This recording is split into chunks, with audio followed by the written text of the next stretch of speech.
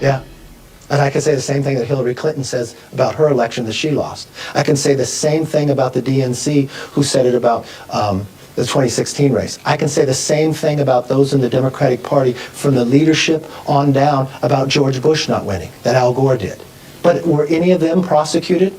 Were any of them put in jail? Were any of them held with no response to be able to get out? The answer is no. So yeah, you can raise that someone raised a question. And you know, in America, you're entitled to raise a question. You're entitled to question whether it was honest or not. That's the uniqueness of the First Amendment. That's the uniqueness of America. But you know what? You shouldn't be prosecuted for your thoughts. And the difference here is, when Hillary Clinton said it, nothing happened to her. When they said it in Georgia's election, nothing happened to them either. You know what? When the DNC said it, nothing happened to them either. So stop using government to go after people who politically disagree with you. That is wrong, and that should stop now. One of the great features of America is that we have political contests, that they are very hard fought, as this one is hard fought, and once the decision is made, we unite behind the man who is elected. This is a fraud on the American public. This is an embarrassment to our country. I have no bitterness, no rancor at all. I say to the president, as a fellow politician, that he did a wonderful job. We were getting ready to win this election. Frankly, we did win this election. I have lost. Mr. Nixon has won.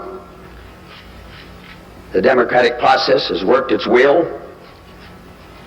So now let's get on with the urgent task of uniting our country. This is a very big moment. This is a major fraud in our nation. We want the law to be used in a proper manner. Congratulations on your victory. I hope that in the next 4 years, you will lead us to a time of peace abroad and justice at home. You have my full support in such efforts. We'll be going to the U.S. Supreme Court.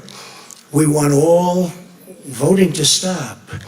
We don't want them to find any ballots at 4 o'clock in the morning and add them to the list. The president asked me to tell you that he telephoned President-elect Carter a short time ago and congratulated him on his victory. It's a very sad moment. To me, this is a very sad moment, and we will win this, and as far as I'm concerned, we already have won it. The people of the United States have made their choice, and of course I accept that decision. If you count the legal votes, I easily win. He has won. We are all Americans. He is our president, and we honor him tonight. If you count the illegal votes, they can try to steal the election from us. He will be our president, and we'll work with him. This nation faces major challenges ahead, and we must work together. As everybody saw, we won by historic numbers. There is important work to be done, and America must always come first. So we will get behind this new president and wish him well. Democrat officials never believed they could win this election honestly. I really believe that. That's why they did the mail-in ballots, where there's tremendous corruption and fraud. I have said repeatedly in this campaign that the president is my opponent, not my enemy, and I wish him well, and I pledge my support. I've had 2 elections. I won both of them. It's amazing. And I actually did much better on the second one. This is America. Just as we fight hard when the stakes are high, we close ranks and come together when the contest is done.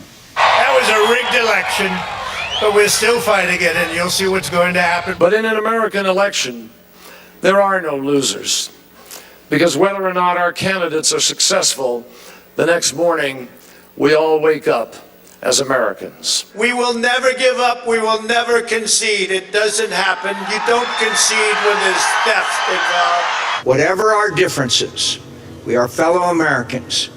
And please believe me when I say, no association has ever meant more to me than that. And to use a favorite term that all of you people really came up with, we will stop the steal. I so wish that I had been able to fulfill your hopes to lead the country in a different direction, but the nation chose another leader, and so Ann and I join with you to earnestly pray for him and for this great nation.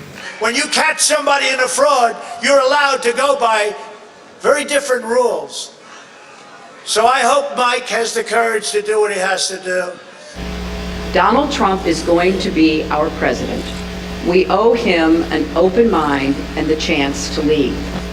Our constitutional democracy enshrines the peaceful transfer of power. And we don't just respect that, we cherish it. And we fight. We fight like hell. And if you don't fight like hell, you're not going to have a country anymore.